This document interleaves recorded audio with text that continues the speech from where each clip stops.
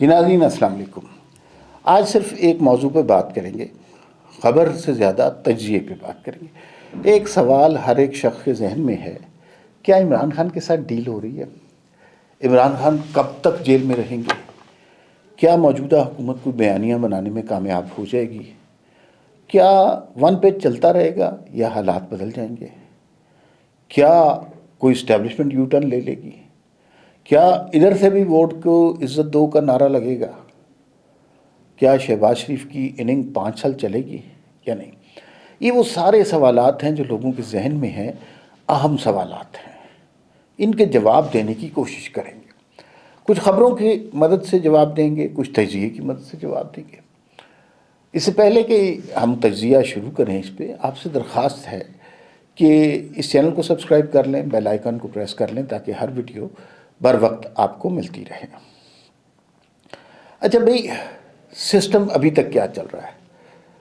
2024 میں الیکشن ہوئے، الیکشن میں 45-47 کا نعرہ لگ گیا کہ نون لیگ کو بظاہر شکست ہوئی، لیکن الزام یہ لگا کہ اسٹیبلشمنٹ نے انہیں جتا دیا۔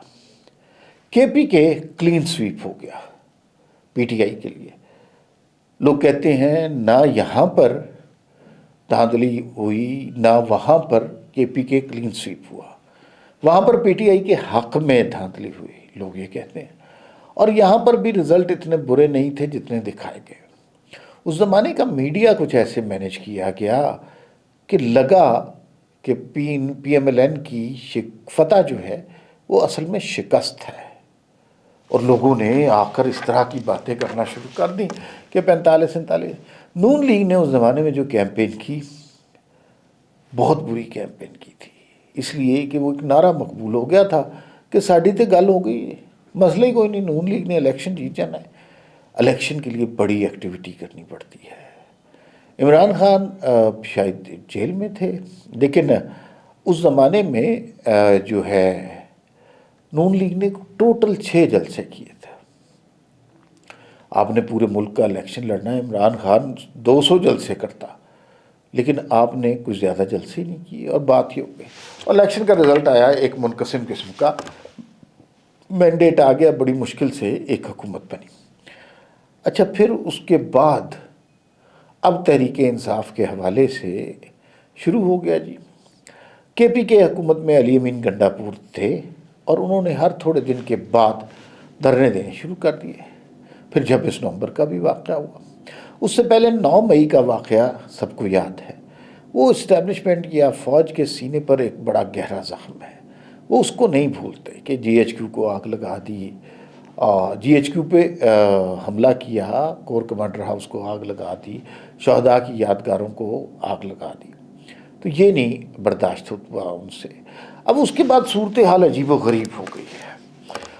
اب ایک اس دوران بڑا کے پی کے کی حکومت وفاق پہ حملے کرتی رہی، اسی دوران پاکستان اور انڈیا کی جنگ ہو گئی، پاکستان نے وہ جنگ بے مثال طریقے سے جیتی۔ اب یہ جو ون پیج ہے یہ اسٹرینتھن ہو گیا، اس میں شہباز شریف اور فیلڈ مارشل کے ساتھ تعلقات بڑے اچھے ہو گئے، عسکری جنگ ہم جیت چکے تھے، اور ساتھ ساتھ آگے معاملات ٹھیک ہونے شروع ہو گئے معاشی طور پہ بھی۔ اگرچہ یہ جو معاشی گراف دکھائے جا رہے تھے، اس کا فائدہ ابھی تک عوام کو نہیں پہنچا۔ بجلی کے بل کم نہیں ہوئے، پیٹرول کی قیمت تھوڑی سی کم ہوئی ہے، ڈالر کی پرائس کم نہیں ہوئی، ایسے نہیں ہوا۔ تو پھر اب اچانک ایک غلغلہ سمجھ گیا ہے، ایک شور شروع ہو گیا ہے کہ اب پھر کوئی معاملہ ہو رہا ہے، عمران خان کے ساتھ ڈیل ہو رہی ہے۔ عمران خان جیل میں ہیں، ان سے ملاقاتیں بند ہیں، 8 فروری کو احتجاج ہے، اور عمران خان علیل بھی ہیں، ایج ریلیٹڈ ان کو مسائل ہیں، ان کو آنکھ کا بھی مسئلہ درپیش ہے، بینائی کا بھی ایشو ہے، اور ان کو ورٹیگو بھی ہے، اور ورٹیگو بڑی تکلیف دہ چیز ہے، اس سے آپ کا بیلنس خراب ہو جاتا ہے، آپ کے کانوں میں آوازیں آتی ہیں، یہ پینفل چیز ہے۔ اور ساتھ ہی عمران خان کو دانتوں کا بھی مسئلہ ہے، یہ سارے ایج ریلیٹڈ مسائل ہیں۔ تو عمران خان صاحب جناب اس کے اوپر ہسپتال گئے، علاج کروایا۔ محمد مالک صاحب نے خبر دی کہ نہیں کوئی بات بن رہی ہے۔ سہیل آفریدی صاحب کے بارے میں بھی خبر یہی ہے کہ وہ بھی طاقتوروں کے ساتھ کہیں نہ کہیں ملتے ہیں، گفتگو کرتے ہیں اور اپنی وزارت اعلیٰ کو مستقل کرنے کی کوشش کر رہے ہیں۔ علیمہ خان اپنی پارٹی چلا رہی ہیں، انہیں کوئی غرض نہیں عمران خان کی صحت سے۔ مذاکرات کا لفظ ان کے لیے نفرت کا باعث ہے، وہ مذاکرات چاہتی نہیں ہیں، وہ بس چاہتی ہیں کہ ان کے اوپر سوشل میڈیا فکس ہو، اس کے علاوہ انہیں کچھ نہیں چاہیے، اور پارٹی کو ہائی جیک وہ کریں۔ بشرا بی بی ان کی رائیول جیل میں ہے، تو وہ جتنا کچھ سمیٹ سکتی ہیں وہ سمیٹ کریں۔ اب وہ سوال آتا ہے جس پر ہم نے یہ ویلاگ سٹارٹ کیا، جو کہ بہت ہی امپورٹنٹ سوال ہے، کیا یہ سسٹم اسی طرح چلتا رہے گا یا اس میں تبدیلیاں ہیں؟ دیکھنے کو تو دیکھا جائے تو سسٹم تو چل رہا ہے، اسٹیبلشمنٹ کو کوئی مسئلہ نہیں ہے۔ ان کی طرف سے عمران خان جیل میں کیمرے کو دیکھ کے گالیاں نکالیں یا جو مرضی کریں، انہیں کیا مسئلہ ہے؟ سامنے ایک سیاسی حکومت ہے، وہ سیاسی حکومت بڑی اوبیڈینٹ ہے، کوئی ان کے درمیان رکھنا نہیں ہے، دفاعی معاہدے ہو رہے ہیں، جے ایف تھنڈر جو ہے وہ بک رہا ہے۔ لیکن کہیں یہ خیال لوگوں کے ذہنوں میں ضرور آ رہا ہے کہ اگر عسکری میدان میں جنگ ہم نے جیتنی ہے، اگر معاشی میدان میں بھی دفاعی معاہدے ہم نے کرنے ہیں، جے ایف تھنڈر ہم نہیں بیچنے ہیں، تو بھائی جان آپ لوگ کیا کر رہے ہیں؟ ہے نا؟ آپ کی کیا ضرورت ہے؟ آپ تو صرف ہمارے راستے کی رکاوٹ ہیں۔ یہ کچھ تجزیہ کاروں کا خیال ہے۔ حالانکہ اگر یہ جو خواجہ آصف صاحب کہتے ہیں کہ یہ جمہوریت نہیں ہے، یہ ہائیبرڈ نظام ہے، ہائیبرڈ نظام میں تو ایسا ہی ہوتا ہے۔ شہباز شریف صاحب بڑے تمیز سے نوکری کر رہے ہیں، کوئی ایسا اختلاف کی صورت ہوتی نہیں ہے، لیکن مسئلہ اختیار کا ہے اور اختیار مکمل نہیں ہے ابھی، تو شاید کسی سٹیج پر یہ خیال آ جائے کہ یار سارے کام ہم نے کرنے ہیں، تو چلو یہ 2-4 اور کام ہیں، وزیر اعظم کا ٹائٹل بھی اب لگا رہے ہیں۔ پھر اس کے ساتھ کچھ اور باتیں بھی شروع ہو گئی ہیں کہ چھوٹے صوبے بن رہے ہیں، ساتھ ہی بلدیاتی نظام کی باتیں بھی ہو رہی ہیں۔ یہ امپورٹنٹ باتیں ہیں۔ اگر چھوٹے صوبے بن گئے تو یاد رکھیے گا، نہ نون لیگ رہے گی نہ پیپلز پارٹی رہے گی، کیونکہ ایک پنجاب کی جماعت ہے، ایک سندھ کی جماعت ہے، انہوں نے ووٹ اکٹھے کر کے رکھے، چھوٹے صوبوں میں کچھ نہیں بچے گا۔ اور پی ٹی آئی کا دیکھتے ہیں کہ کیا حال ہوتا ہے، لیکن چھوٹے صوبے کے لیے صدارتی نظام سوٹ کرتا ہے، تو کیا انہیں پاکستان میں صدارتی نظام کی گنجائش بھی نکالی جا سکتی ہے؟ پھر بلدیاتی انتخابات، دیکھیے کچھ خامیاں تو ہیں اس سسٹم میں۔ پنجاب میں بلدیاتی انتخابات نہیں کروائے گئے، کروانے چاہیے۔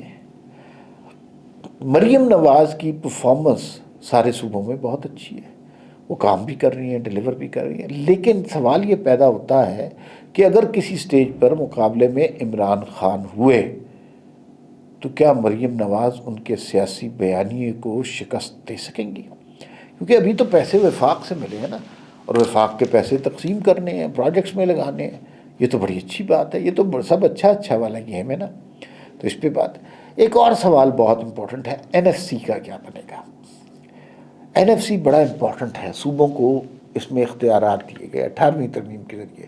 18ویں ترمیم جب آئی نا تو ہم نے سمجھا کہ جمہوریت کے سر پہ تاج پہنا دیا، لیکن ہر چیز میں کچھ عرصے کے بعد کچھ اجتہاد کی اور ترمیم کی ضرورت پڑتی ہے، نقصانات بھی ہوئے نا۔ دیکھیے صدر نے اپنے اختیارات دے دیے عوام کو، بہت اچھی بات ہے، لیکن ان اختیار اور صوبوں کو اختیارات دے دیے، مالیاتی پیکیجز دے دیے، اب وفاق کمزور ہو گیا، صوبے طاقتور ہو گئے، تو صحت اور تعلیم جیسے وفاقی موضوعات ہیں وہ بھی اب صوبوں میں تقسیم ہو گئے ہیں، تو کنفیوژن ہے۔ سندھ کو آپ پیسہ دیتے ہیں، بلوچستان کو پیسہ دیتے ہیں، کے پی کو پیسہ دیتے ہیں، بلوچستان وہ پیسہ وفاق پر چڑھائی کے لیے استعمال کرتا ہے، سندھ اس پیسے سے پتہ نہیں کیا کرتا ہے، کم از کم ڈیولپمنٹ تو نہیں ہو رہی، بلوچستان کا تو اللہ ہی حافظ ہے، پنجاب میں پیسے لگ رہے ہیں، تو یہ اب مثلا تو کیا ان کو پیسے دیتے رہنا چاہیے؟ وہ چند خاندانوں میں تقسیم ہوتے ہیں۔ بہت سارے سوال ہے، لیکن ان سب کو مل کر دیکھیں اگر، تو میرے خیال میں کوئی بھی شخص اس سسٹم میں سے کوئی بھی کیل ہٹانے کی کوشش نہیں کر سکتا، اس لیے کہ جن بنیادوں پر یہ سسٹم کھڑا ہے، اگر یہ دھڑام سے گر گیا تو ایک جن ہے، اور وہ جن ہے عمران خان، وہ سب کو کھا جائے گا۔ سیاسی جماعتیں تو رہیں گی نہیں، لیکن فوج کے حوالے سے بھی یہ بہت امپورٹنٹ ہے کہ فوج سے عمران خان تو فوج کے خلاف بات کرتے ہیں، کیا وہ اس ادارے کے بھی خلاف ہو جائیں گے؟ یہ بہت سارے سوالات ہیں. مجھے یوں لگتا ہے کہ کم از کم اگلے انتخابات تک سلسلہ یہی رہے گا.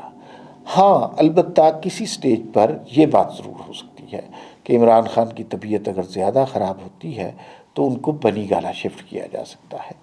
لیکن یہ سمجھنا کہ وہ سیاسی سرگرمیوں میں شریک ہوں گے، جلسے کریں گے، پی ایم ایل این کی بینڈ بجا دیں گے، فوج کے سپاہ سالار کے خلاف بات کریں گے، یہ ممکن نہیں لگتا.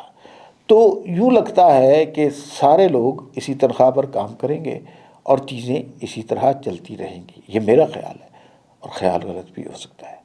فی الوقت اتنا ہی، پھر ملاقات ہوگی. اللہ حافظ.